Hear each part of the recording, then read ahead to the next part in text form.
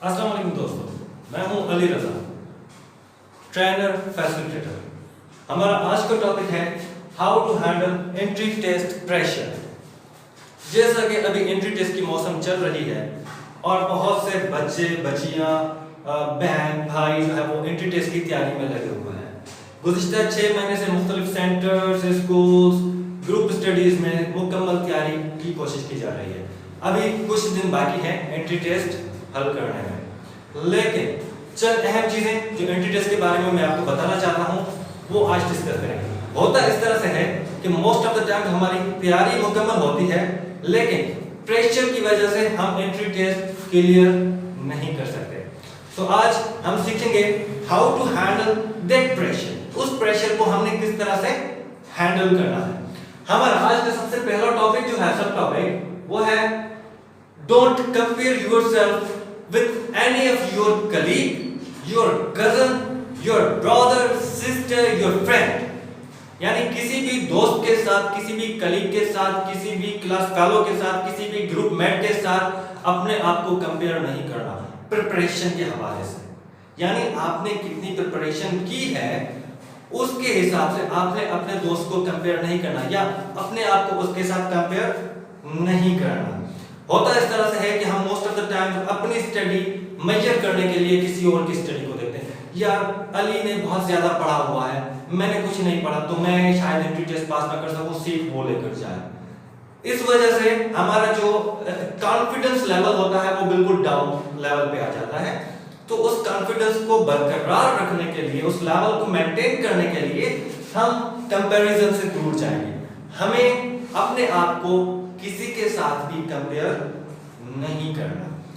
Number 2, stop studying before 3 days of your exam.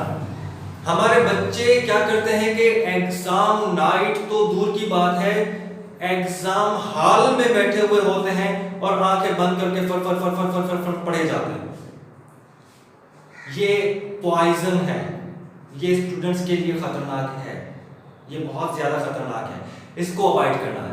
कम से कम 3 दिन पहले आप एग्जाम स्टडीज को क्लोज करेंगे, आप अपने स्टडीज को बंद करेंगे, आप अपने बुक्स को बंद कर देंगे।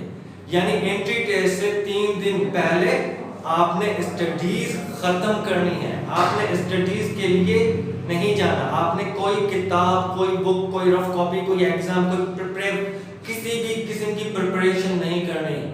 और उन 3 दिनों में आपने क्या करना है, गो फॉर आउटिंग, घूमने चले जाओ रिश्तेदारों के पास, या फिर खेलो कूदो, गेम्स करो, क्रिकेट खेलो, फुटबॉल खेलो, बैडमिंटन खेलो, लेकिन किताबों को हाथ नहीं लगाना। अगर आपने किताबों को हाथ लगाया है 3 दिनों में तो ये आपके लिए खतरनाक साबित हो सकते हैं। होता यह है कि हमने जो स्टडी 6 महीनों में की हुई है, मैं आपको बताना चाहता हूँ कि हमने हाथ क्यों नहीं लगाना। जो स्टडी हमने गुज़िश्ता 6 महीने में, साल में की हुई है वो अपनी जगह होती है। जो स्टडी हम 3 दिन पहले करते हैं, 3 दिन करते हैं एग्जाम से पहले, हमारे जहन में वो ओवरलैप कर लेती है, उसका एक लेयर बन जाता है उस स्टडीज का। तो क्या होता है, जो हमने 6 महीने की स्टडी की होती है वो उस लेयर के नीचे दब जाती है, हमें सिर्फ वही याद होता है जो हम इन 3 दिनों में पढ़े हैं। तो बाकी सारी स्टडी को बचाने के लिए हमें ये 3 दिन स्टडी नहीं करनी। बहुत ज्यादा कुछ बच्चे वहमी होते हैं, तो अगर वो 3 दिन तक स्टडी को नहीं तो छोड़ सकते, तो कम से कम एग्जाम से 1 दिन पहले प्लीज खुदा के लिए किसी भी बुक को टच नहीं करना है, आपने पढ़ना नहीं है। आपने सिर्फ और सिर्फ खेलना है, दोस्तों के साथ जाना है, आउटिंग करनी है, लंच बाहर करना है, डिनर बाहर करना है, अपने रिश्तेदारों के पास जाना है, बच्चों के साथ, लेकिन स्टडी को हाथ नहीं लगाना, किसी भी बुक को टच नहीं करना एंट्री टेस्ट से 1 दिन पहले। ये तो मतलब बड़ा अजीब सा होता है ना कि एग्जाम हॉल में बैठ के पढ़ रहे होते हैं बच्चे। इन चीजों से अवॉइड करें, ये आपकी स्टडी, आपकी टेस्ट के लिए खतरनाक साबित हो सकते हैं। तो आपने पढ़ाई को कम से कम 3 दिन, अगर आप 3 दिन तक बर्दाश्त नहीं कर सकते तो लास्ट डे एग्जाम से 1 दिन पहले आपने स्टडी को टच बिल्कुल नहीं करना। उसके अलावा हमें क्या करना है, sleep well, sleep well, sleep well, sleep well, sleep well. आपको सोना है, वो एक दिन पहले की जो नींद होती है ना, नींद तो सबको प्यारी होती है, लेकिन एग्जाम वाली रात क्या होता है, अगर नेक्स्ट डे पर एग्जाम है, एंट्री टेस्ट है, तो बच्चे इतने प्रेशराइज्ड हो जाते हैं कि वो ठीक से सो नहीं पाते, उनकी नींद अधूरी होती है। तो उस नींद को पूरा करना है, आपने ठीक से नींद करनी है, आपने जल्दी सो जाना है। एग्जाम वाली रात आपने जल्दी सो जाना है ताकि आपकी 8 घंटों की नींद कंप्लीट होनी चाहिए, जैसे आपका ब्रेन फ्रेश हो। अगर ब्रेन फ्रेश नहीं होगा तो आपकी टेस्ट अपनी टेस्ट को ठीक करने के लिए आपको सोना लाजमी है। एग्जाम से पहले, एग्जाम वाली रात आपकी नींद कंप्लीट होनी चाहिए। उसके बाद डोंट यूज रिस्ट वॉच। बड़ा अजीब सा जुमला है ना कि आपने रिस्ट वॉच को इस्तेमाल नहीं करना। नंबर 1, आपने रिस्ट वॉच यूज ही नहीं करनी, आपने पहनकर ही नहीं करना। बच्चे क्या करते हैं, रिस्ट वॉच लगाई हुई थी, भाई हमें 1 घंटा मिला हुआ है, 100 MCQs हैं, 1.5 घंटा मिला हुआ है, 100 MCQs हैं, और रिस्ट वॉच का होना लाजमी है ताकि हम टाइम। ये रिस्ट वॉच प्रेशर क्रिएट करती है। कैसे? जब हम रिस्ट वॉच पहन के जाते हैं, वॉच लगी हुई होती है, हम एक MCQ हल करते हैं, फिर घड़ी को देखते हैं, फिर MCQ की तरफ जाते हैं, फिर घड़ी को देखते हैं। एक तो हमारा टाइम कंज्यूम भी हो रहा है कि हम बार बार घड़ी को देख रहे हैं, और दूसरा हमारा टेस्ट से इंटेंशन, हमारा जो ध्यान है वो बढ़ जाता है। हमारा एक रिदम होता है टेस्ट को हल करने का, वो कट हो जाता है, बार बार कट होता जाता है, क्योंकि हमारा सारा ध्यान तो घड़ियाल में होता है, हमारा सारा ध्यान जो है वो तो टाइम में होता है, तो हम क्वेश्चन पेपर की तरफ, आंसर पेपर की तरफ ध्यान नहीं दे सकते। सो उस ध्यान को कंप्लीट यानी मुकम्मल अपना इंटेंशन देने के लिए अगर आप रिस्ट वॉच ना पहनकर जाएं तो बहुत ही अच्छा होगा।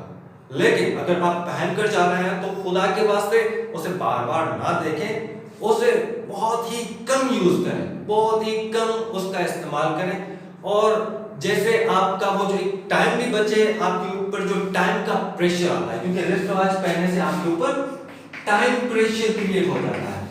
उस टाइम प्रेशर से बचने के लिए आपको रिस्ट वॉच का बहुत ही कम, मोस्ट ऑफ द टाइम्स क्या, हमेशा जो एग्जाम हॉल होते हैं वहां पर आपको टाइम बताने के लिए भी वॉलंटियर्स मौजूद होते हैं, और वहां पर आपको वॉल क्लॉक भी लगा हुआ होता है आपके सामने, तो आप वॉल क्लॉक में देख सकते हैं, लेकिन वॉल क्लॉक में भी बार बार नहीं देखना। सो रिस्ट वॉच को अवॉइड करें, रिस्ट वॉच आपने नहीं पहनी। अच्छा, और एक इंपॉर्टेंट चीज जो इन सबसे ज्यादा इंपॉर्टेंट है, बहुत ज्यादा इंपॉर्टेंट है, वो है कि जैसे ही हमारे पास आंसर कॉपी और क्वेश्चन पेपर मिलते हैं तो हमारी हार्ट बीट बढ़ जाती है, हमारा ब्लड प्रेशर या बढ़ जाता है या डाउन लेवल पे हो जाता है। तो उस ब्लड प्रेशर को मेंटेन करने के लिए, उस हार्ट बीट को मेंटेन करने के लिए हमारे पास साइकोलॉजिकली भी और क्लिनिकली भी एक ही हल होता है इमरजेंसी में, दैट इज डीप ब्रीथिंग। अपनी ब्रीथिंग को डीप से डीप करें। अगर आपकी हार्ट बीट बढ़ी हुई है, अगर आपका ब्लड प्रेशर डाउन लेवल पे जा रहा है, क्योंकि इस तरह के मौकों पर blood pressure most of the times गिरता है, हमें कुछ सुस्ती सी महसूस होने लगती है, हाथ कांपने लगते हैं और टांगें कांपने लगती हैं, और हम ठीक से देख नहीं पाते, ठीक से कुछ कर नहीं पाते। तो उसमें आपने सबसे पहले डीप ब्रीथिंग करनी है, लंबी सांस लेनी है, लाइक दिस। इस तरह से आपने 3-4 मरतबा बड़ी बड़ी सांसें लेनी है। बड़ी बड़ी सांसें लेने के बाद आपका जो ब्लड फ्लो है वो भी नॉर्मल हो जाएगा और आपकी हार्ट बीट भी नॉर्मल हो जाएगी। जब तक आपकी हार्ट बीट नॉर्मल नहीं होती, आपने एग्जाम को स्टार्ट नहीं करना। So that was all about our session. इस तरह से हम इंशाल्लाह मिलते रहेंगे। Wait for our next video.